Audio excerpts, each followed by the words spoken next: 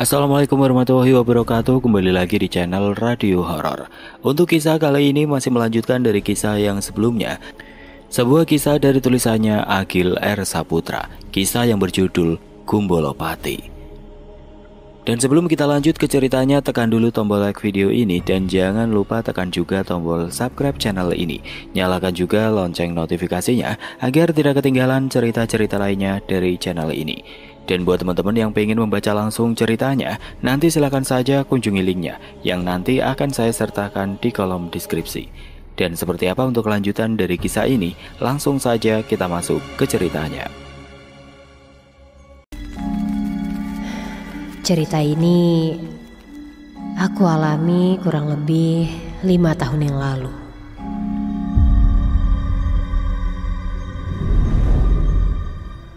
Namaku Mima. Aku sekolah di salah satu SMA negeri di Karawang.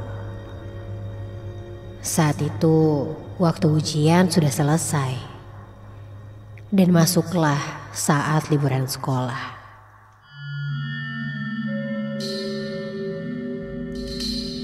Aku mendapatkan libur sekitar 2 minggu. Waktu libur yang cukup lama membuatku sedikit bingung untuk berlibur kemana. Sampai ketika aku sedang membuka sosial media, temanku dari Bandung mengirimkan sebuah pesan. Anggi namanya. Setelah basa-basi bertanya kabar, lalu Anggi pun menawarkanku untuk liburan di Bandung. Tepatnya di rumahnya, katanya.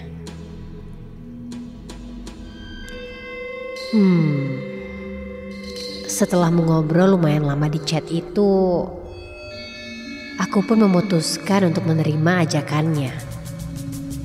Dan berencana besok pagi-pagi sekali untuk langsung pergi menuju Bandung.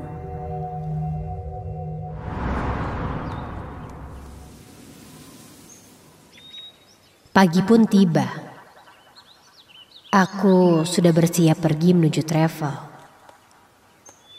Sebelum berangkat, aku mengabari Anggi bahwa aku sudah berangkat menuju Bandung. Dan Anggi pun bilang akan menjemputku di tempat travel.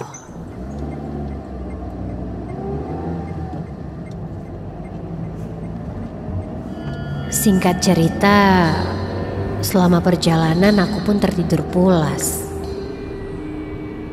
Dan ketika aku terbangun,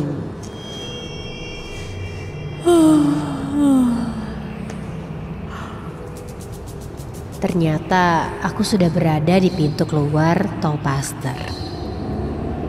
Aku pun segera menelpon Anggi.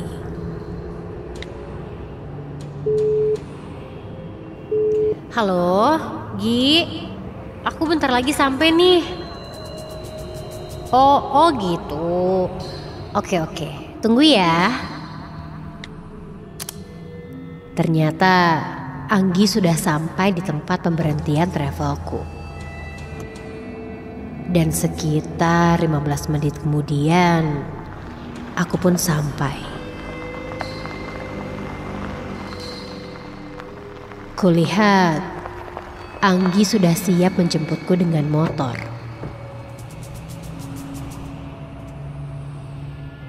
Aku pun diboncengnya, dan kami pun mengobrol selama perjalanan menuju ke rumahnya.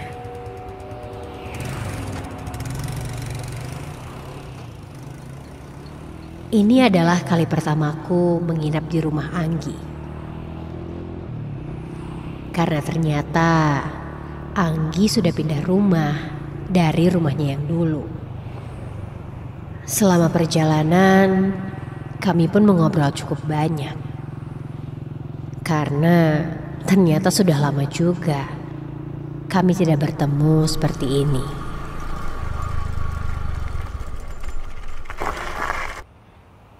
Sampailah aku di rumah Anggi.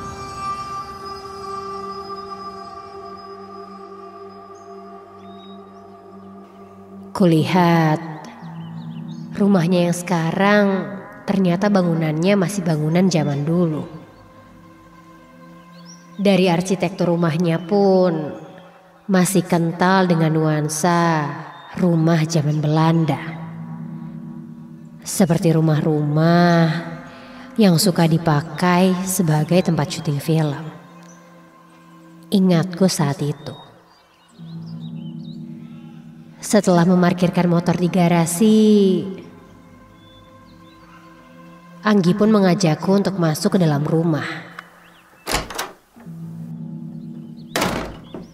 Lalu, aku pun diantarkan menuju kamar tamu. Aku sempat bertanya pada Anggi, kenapa aku tidak tidur di kamarnya saja? Namun Anggi bilang katanya kamarnya tidak terlalu besar. Jadi lebih baik aku tidur di kamar tamu saja. Biar nyaman katanya. Seriusan nih Gi? Padahal gak apa-apa loh aku tidur di kamar kamu aja. Sempit-sempitan juga gak apa-apa kok. Anggi pun menunjukkan kamar tempat tidurku. Dan ketika dibuka,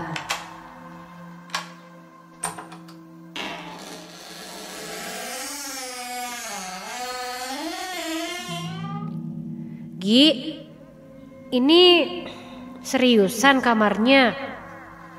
Ih, kayaknya ada hantu ya. Ketika berbicara seperti itu, Anggi langsung membantah ucapanku. Katanya, aku jangan bicara seperti itu. Hehehe, bercanda kok Gi. Ya kali ada hantu di rumah keren kayak gini. Kalau ada hantu, ya mereka kali yang kabur lihat gue. Anggi hanya tersenyum mendengar ucapanku itu. Dan ia lanjut mempersilahkanku untuk beristirahat.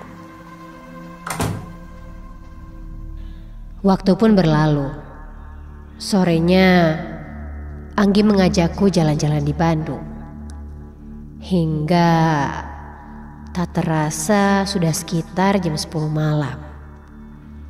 Lalu kami pun kembali pulang dan langsung masuk ke kamar masing-masing. Dagi, sampai ketemu besok ya. Bangunin gue, jangan lupa.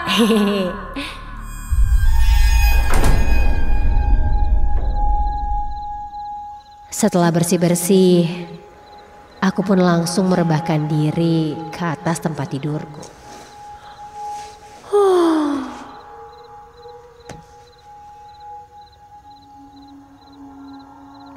Dan baru saja aku akan tertidur, ada yang mengetuk pintu kamar. Iya Gi, kenapa? Udah masuk aja, gak dikunci kok, kataku. Namun pintu kamar itu masih diketuk. Seakan Anggi tidak mendengar ucapanku. Siapa sih?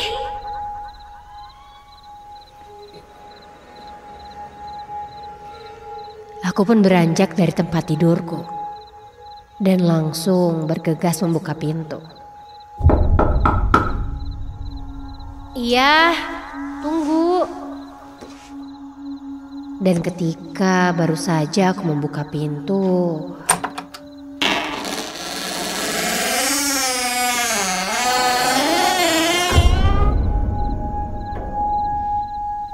hening. Tidak ada siapa-siapa. Apa mungkin bukan pintu kamar yang ini ya? Pikirku positif. Aku pun menutup kembali pintu itu. Dan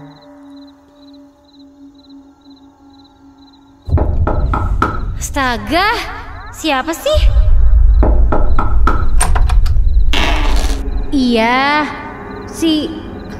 siapa? Lagi dan lagi tidak ada siapa-siapa. Aneh.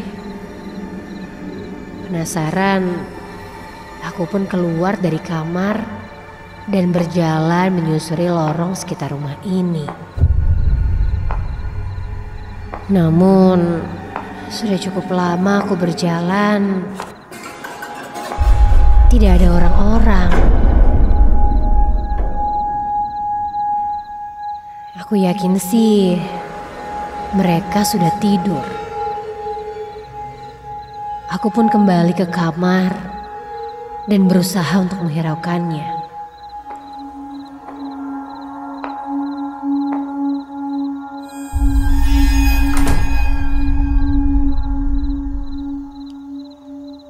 Ku coba ambil posisi tidur kembali, namun terasa sulit sekali. Sampai aku mendengar suara anak ayam.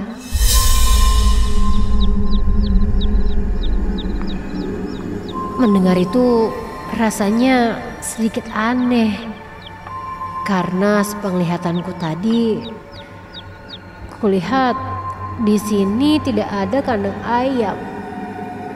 Atau mungkin ada tetangga yang memeliharanya di sekitar sini. Atau apa mungkin memang ada ya? Karena suara anak ayam itu terdengar cukup jauh. Namun suara itu terdengar cukup menggangguku. Aku pun mencoba untuk menghiraukannya dan langsung mengambil posisi tidur kembali. Namun tak lama dari itu, astaga,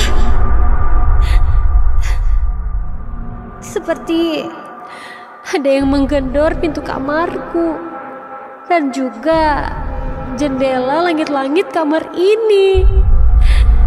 Dan kini terdengar sangat keras sampai tiba-tiba saja tempat tidurku ini bergerak sendiri. Aku pun terkejut.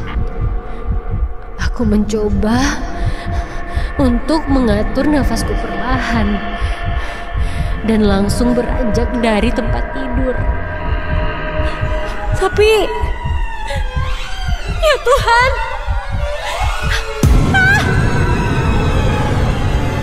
dari sudut mataku, kulihat sesosok bayangan hitam. Apa itu? Aku melihat sesosok bayangan hitam yang sangat tinggi, hingga kepalanya menekuk di langit-langit. Dan kulihat, ketika kulihat dengan seksama, astaga, kulihat sosok perempuan yang sangat tinggi sekali berada di dalam kamar ini. Dan kini perlahan, dengan jelas aku bisa melihat wajahnya. Wajah yang sangat seram, dengan bola mata hitam pekat, dan rambutnya sangat panjang sekali menyentuh lantai. Badanku seketika menjadi kaku. Dan kini ku dengar suara tertawa yang sangat menyeramkan. Perlahan, ketika kulihat, badannya semakin merunduk dan seperti meliuk-liuk berusaha mendekatiku. Dan wajahnya kini tepat di depanku.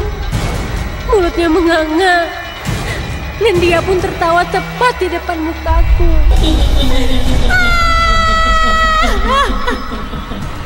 Badanku lemas seketika. Dan aku pun tidak ingat apa-apa lagi.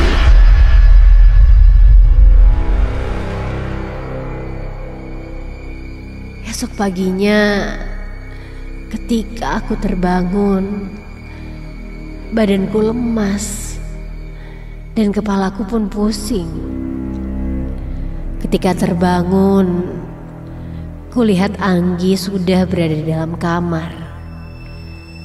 Dia pun menanyakan, ada apa? Kenapa aku tertidur di lantai? Setelah cukup tenang, aku pun mulai menceritakan apa yang aku alami semalam.